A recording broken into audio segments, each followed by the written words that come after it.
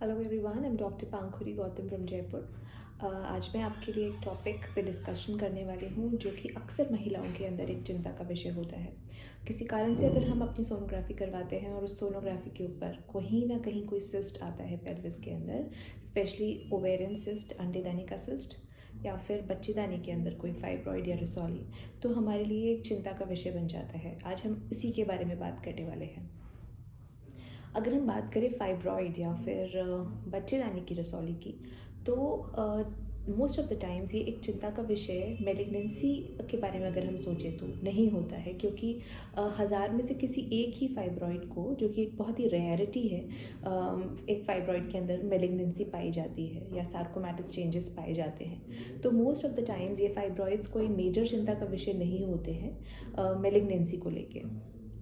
Secondly अगर हम बात करें तो फाइब्रॉइड हमारे लिए एज अ डॉक्टर चिंताजनक तब होते हैं जब इनका आकार बड़ा होता है या ये मरीज़ को कुछ स्पेसिफिक सिम्टम्स या परेशानी दे रहे होते हैं। तो अगर इन दोनों में से ही कोई चीज़ नहीं है तो हम फाइब्रॉइड्स को ऑब्जर्व करते हैं। हम देखते हैं साल 6 महीने में सोनोग्राफी करवा के कि ये जो छोटे फाइब्रॉइड्स हैं इनका आकार चेंज हो रहा है, नहीं हो रहा, या मरीज़ को इनसे कोई दिक्कत हो रही है या नहीं हो रही है। अगर ऐसा कुछ भी नहीं हो रहा होता है तो ये फाइब्रॉइड्स 100 में से 50 से 60 महिलाओं के अंदर छोटे फाइब्रॉइड्स मिलते हैं जो कि हमें दिक्कत नहीं पहुंचा रहे होते हैं, तो हमें इनका कुछ सर्जरी या कुछ ट्रीटमेंट की एज सच ज़रूरत नहीं होती है।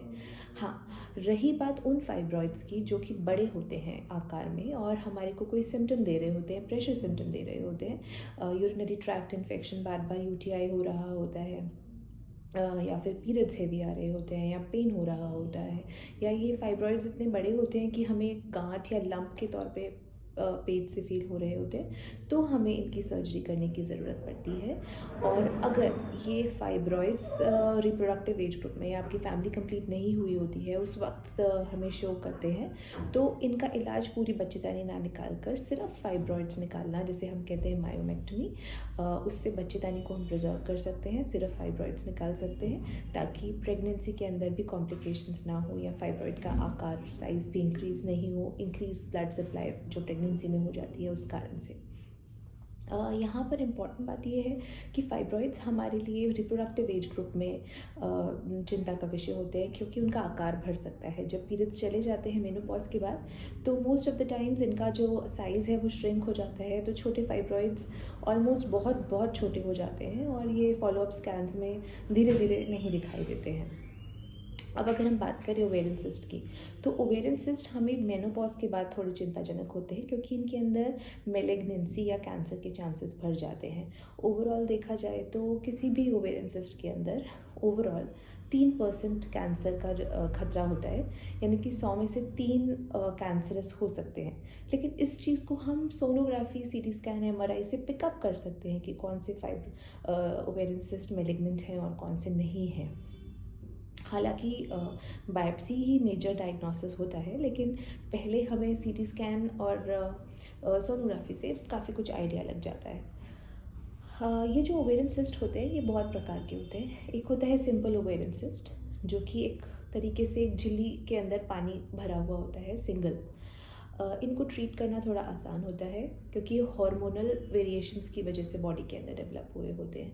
तो अगर इनसे हमें कोई दिक्कत नहीं होती है, हम 2-3 महीना देखते हैं हॉर्मोन्स देकर, दवाई देकर, कि इनका साइज़ श्रिंक हो रहा है कि नहीं हो रहा। मोस्ट ऑफ द टाइम्स इनका साइज़ श्रिंक हो जाता है और किसी प्रकार की सर्जरी की ज़रूरत नहीं पड़ती है।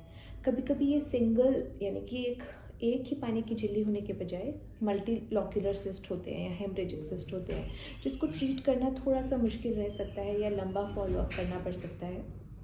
और कभी कभी ये जो सिस्ट होते हैं ये एब्सिस या इनके अंदर मवाद या पस भी होता है। ऐसे सिस्ट को हमें तुरंत निकालना पड़ता है, क्योंकि ये जो पस है ये बॉडी के अंदर फैल सकता है। ये जो एब्सिस है, अगर एंटीबायोटिक से ठीक नहीं हो रहा है तो इसके लिए हमें सर्जरी को या फिर ड्रेनेज को ऑप्शन लेना पड़ता है। दूसरी बात, कभी कभी इन ओवेरियन सिस्ट्स के अंदर पानी की बजाय ब्लड मटेरियल है, जिसे हम कहते हैं चॉकलेट सिस्ट या एंडोमेट्रायोटिक सिस्ट होता है। ऐसे सिस्ट मरीज को यूजुअली बहुत ज़्यादा पेन देते हैं और इनका इलाज हमें तुरंत करना पड़ता है।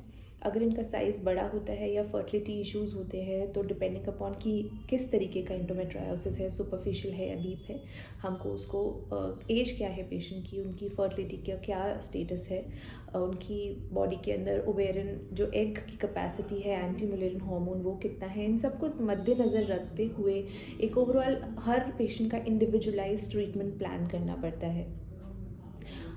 कभी कभी जो ये सिस्ट्स होते हैं ये हमें डायरेक्टली अल्ट्रासाउंड पे पता चल जाता है मोस्ट ऑफ द टाइम्स कि ये मैलिग्नेंट सिस्ट है, और डेफिनेटली ऐसे सिस्ट को हमें निकालना पड़ता है और पूरी ओवरी के साथ में।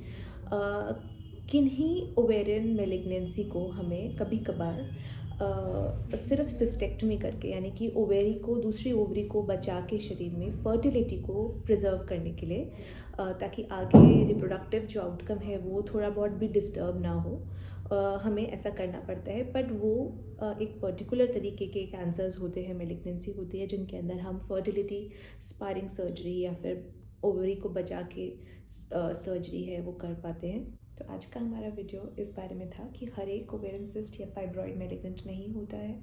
कैंसर होने के चांसेस बेहद कम होते हैं, जो कि हमें हमारे डॉक्टर से डिस्कस करने चाहिए। और इसका ट्रीटमेंट इस बात पे डिपेंड करता है कि आपकी फैमिली कंप्लीटेड है, आपकी फर्टिलिटी इश्यूज़ तो नहीं है, और आपकी एज क्या है। धन्यवाद।